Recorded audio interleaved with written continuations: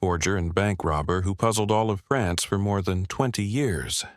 He forged millions of dollars and robbed some of the most secure banks in Spain, France, even the United States.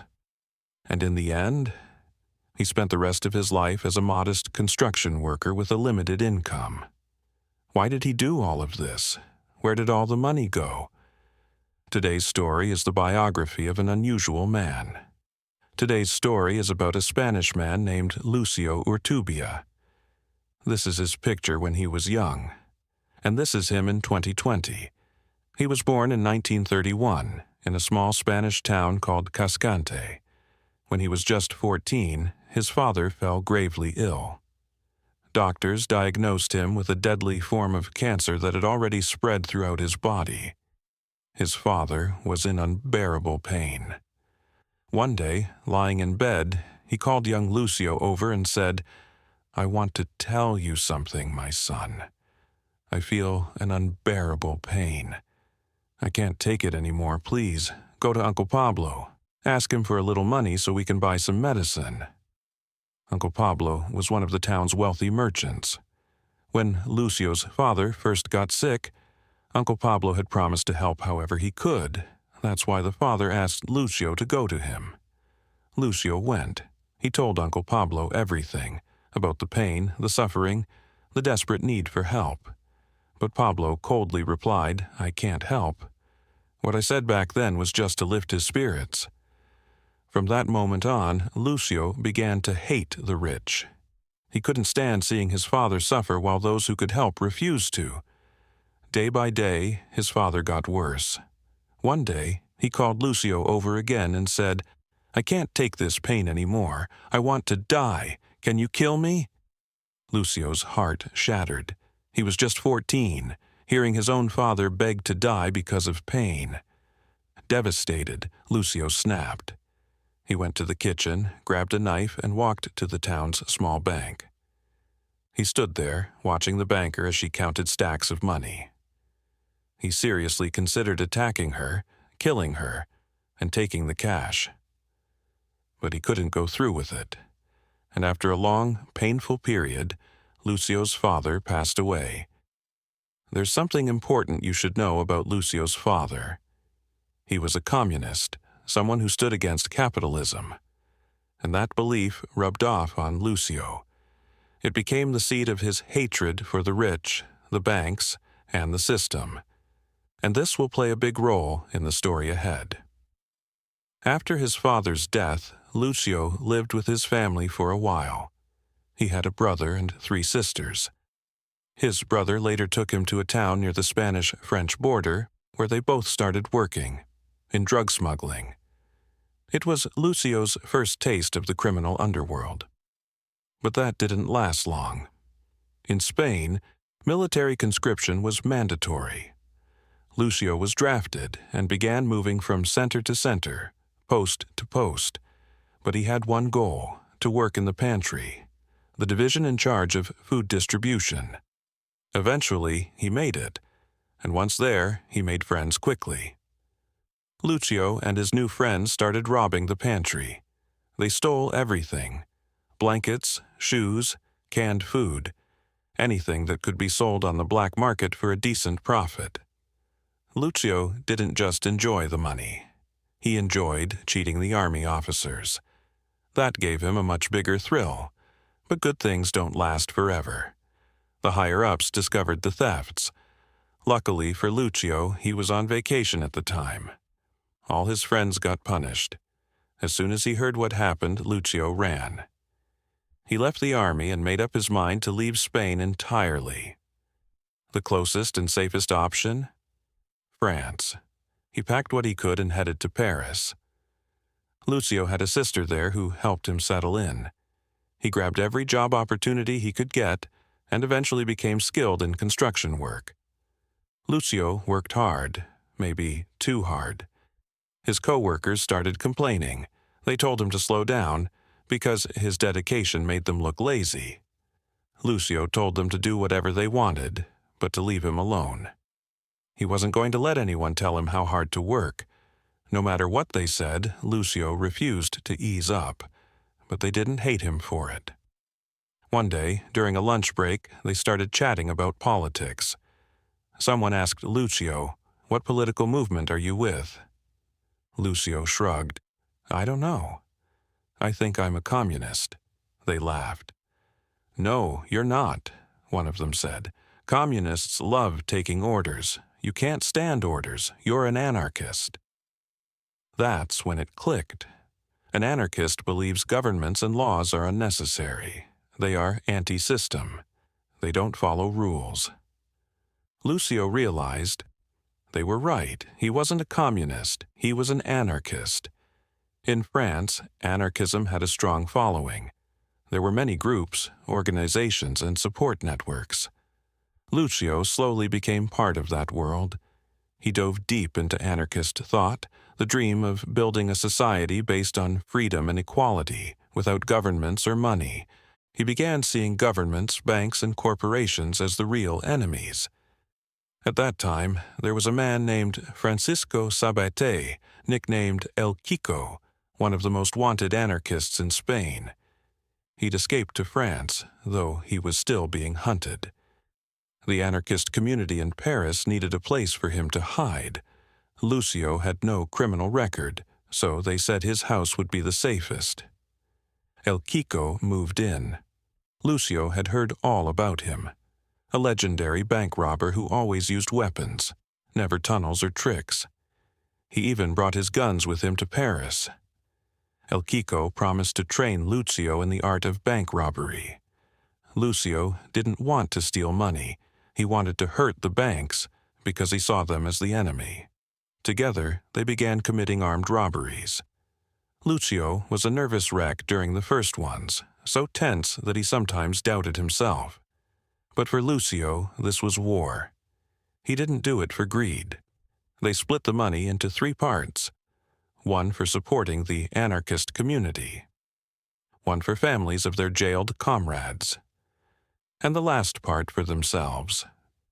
During those years, El Kiko became a father figure to Lucio.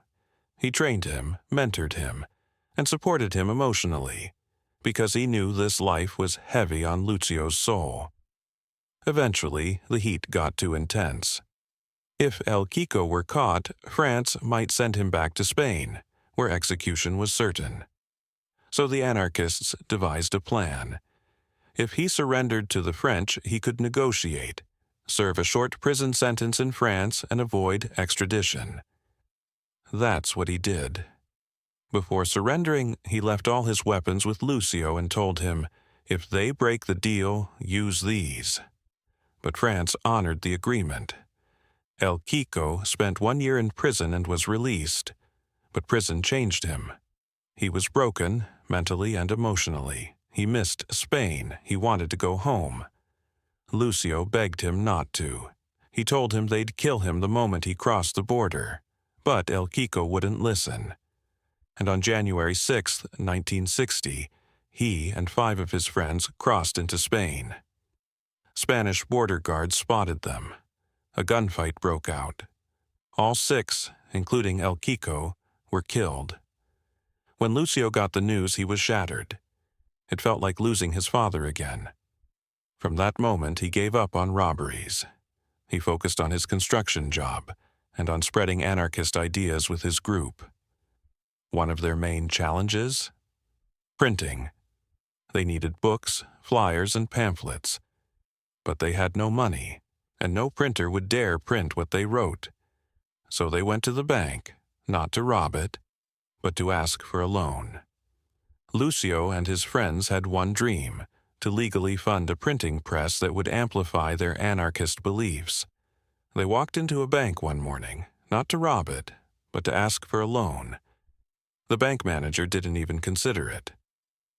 "You have no property, no steady income," he said, adjusting his tie. "What guarantee do I have that you'll ever pay it back?" Lucio and his friends walked out with nothing but disappointment and frustration. And just like that, the dream of doing it the right way was over.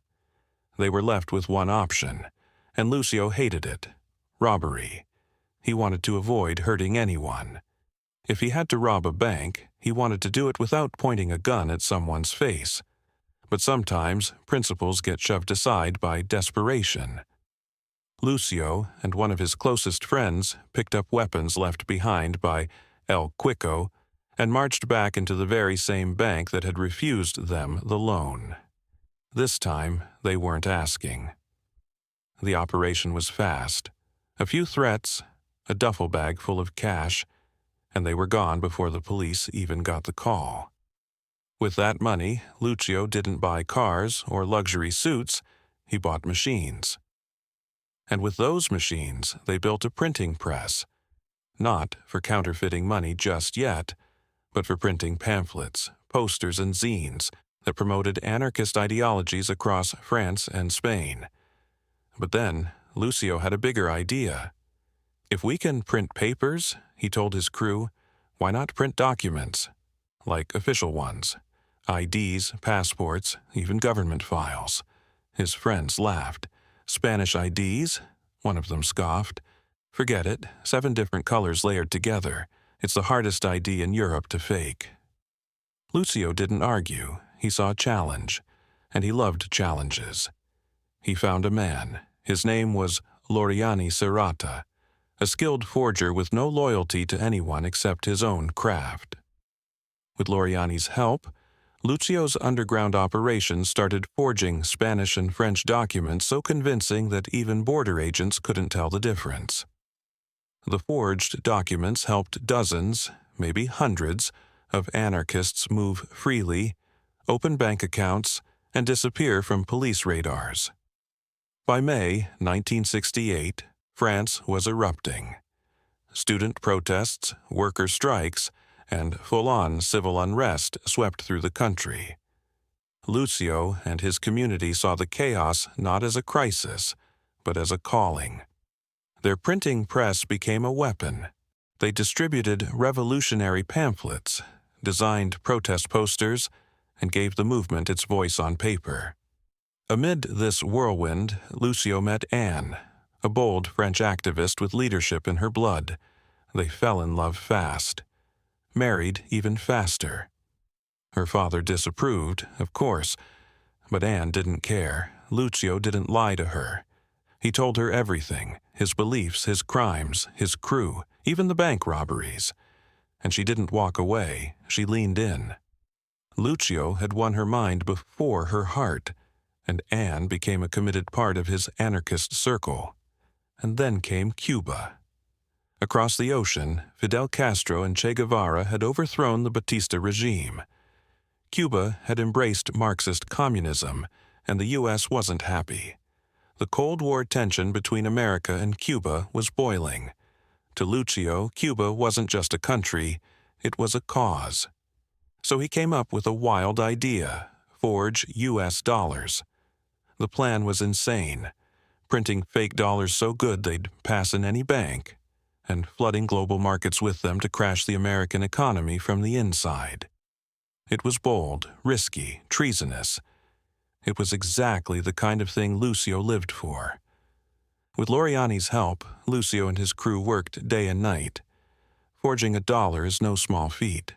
Security threads, watermarks, microprinting, they had to get it all right. Eventually, they succeeded. The fake dollars were so flawless that even trained bankers couldn't tell them apart from the real thing. They tested it in actual banks. No red flags, no questions. Lucio wasn't interested in spending the money. He didn't want yachts or luxury. He wanted leverage, and he had connections. One of them was the Cuban ambassador to France. He approached her with a grin and a radical pitch. I can print fake dollars, perfect ones, millions if needed. Use them to destroy the American economy. She didn't say no. Instead, she said, Che Guevara is visiting France next month. I'll arrange a meeting. A few weeks later, Lucio found himself at the airport, face to face with the living legend himself, Che Guevara, then the Cuban Minister of Finance. Lucio laid out his plan with fiery passion. I have the molds, I have the system, you just need to print. Let's crash the dollar. But Che wasn't impressed. In fact, he barely reacted. He shrugged and told Lucio the truth he didn't want to hear. America's economy is too big. Your plan won't even make a dent. It stung. Lucio walked away disappointed, but not defeated. From that day forward, French intelligence began watching him more closely. His meeting with Che had put him on the map, for the wrong reasons. But Lucio was careful. He never left a trail. He even built underground storage units, hidden bunkers where he kept weapons, documents, and forgery equipment. And the money? He gave it all away. Lucio lived modestly, still working in construction. No yachts, no mansions. That's why authorities could never pin anything on him. He wasn't getting rich. He was funding a revolution. To many, he was becoming a modern-day Robin Hood. Later, Lucio and Annie had a daughter. Becoming a father didn't slow him down. It gave him a deeper reason to fight. As time passed, Lucio noticed something. More and more companies were paying workers by check. A new opportunity. He pitched it to Loriani, who smiled. Checks? Easier than passports. So Lucio pivoted once more. They began forging payroll checks, mostly from Spanish companies. They even forged worker IDs to match the names on the checks. The scam was perfect. A worker would walk into a bank with a forged check and matching ID, and the teller would hand over the cash. No questions asked. They repeated the trick again and again, quiet, precise, profitable. But Lucio wasn't content. Spain was a warm-up. His next target? The most powerful bank in the world, Citibank. American banks were risky.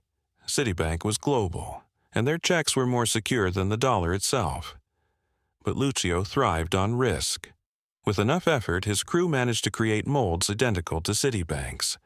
They used tourist checks, popular at the time, which could be cashed anywhere. Lucio's team cloned the serial numbers. Then they printed multiple checks with the same number and cashed them all at once across different countries to avoid detection. It was smart, it was risky, and it was just the beginning. Lucio's operation had evolved far beyond a local scam. Over time, he recruited dozens of individuals who shared his ideology, activists, sympathizers, and even ordinary citizens who simply wanted to challenge the system. Some came from distant corners of France, others from Spain, Belgium, and beyond. Together, they formed an underground network unlike anything Citibank had ever faced. Each month, the plan was executed like clockwork. Dozens of agents would walk into bank branches across Europe at the exact same moment. Each one carried a forged check, identical in serial number.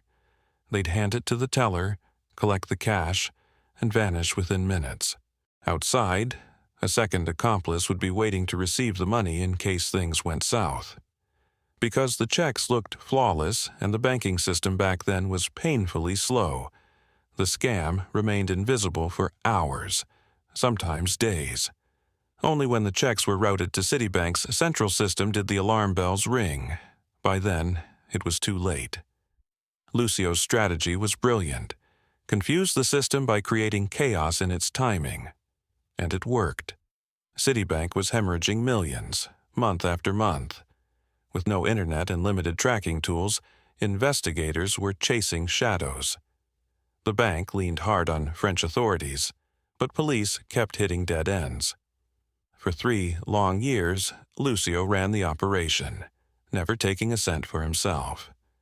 Every dollar went toward funding the movement and helping local communities.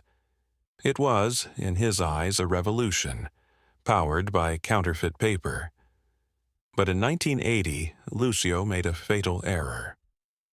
After printing an unusually large batch of forged checks, Lucio was left with extras, something he usually avoided.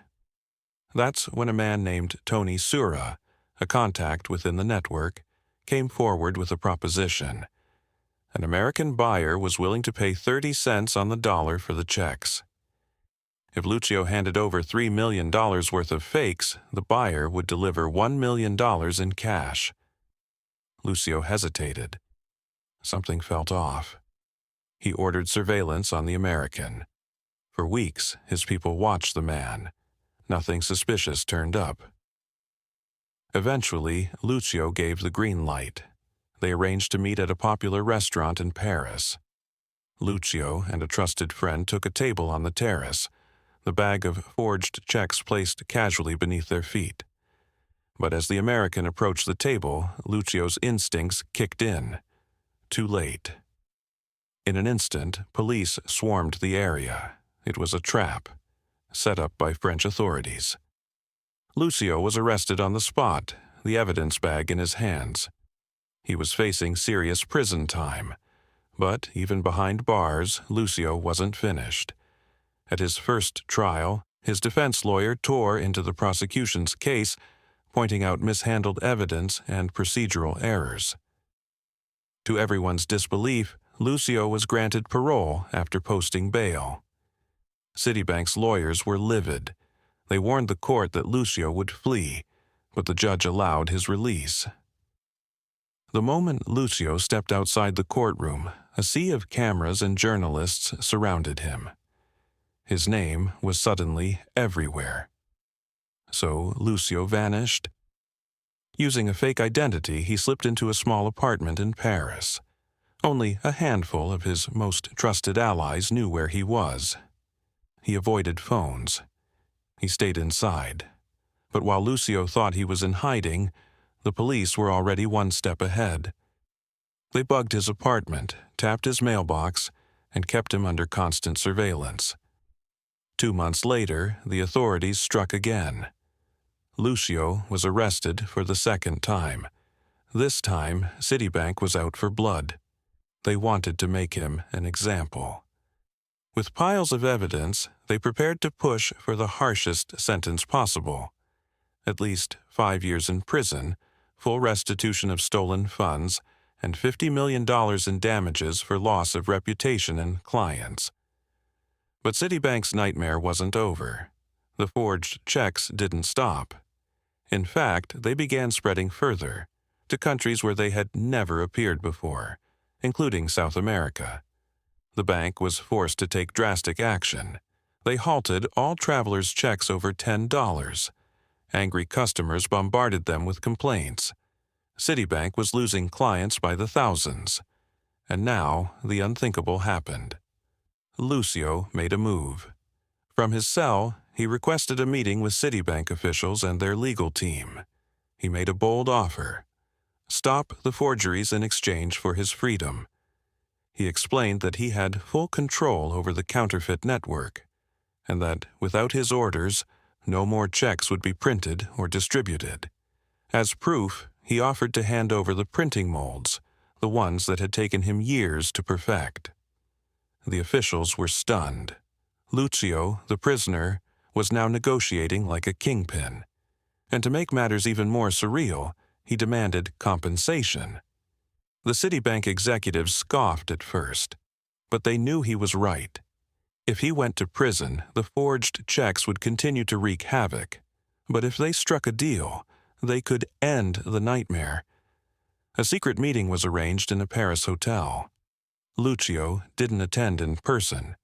His lawyer did. In a quiet room, the molds were exchanged for an undisclosed sum of money.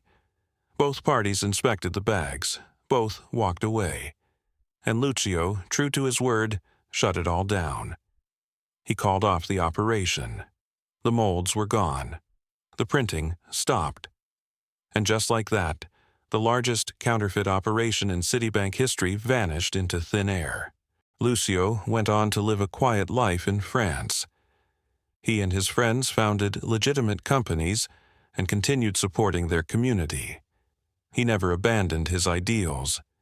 He died peacefully in 2020 at the age of 91. A simple construction worker who once took on the global banking system and won. So, this is the end of our story. Thanks for watching. If you want to see our latest videos first, please subscribe our channel.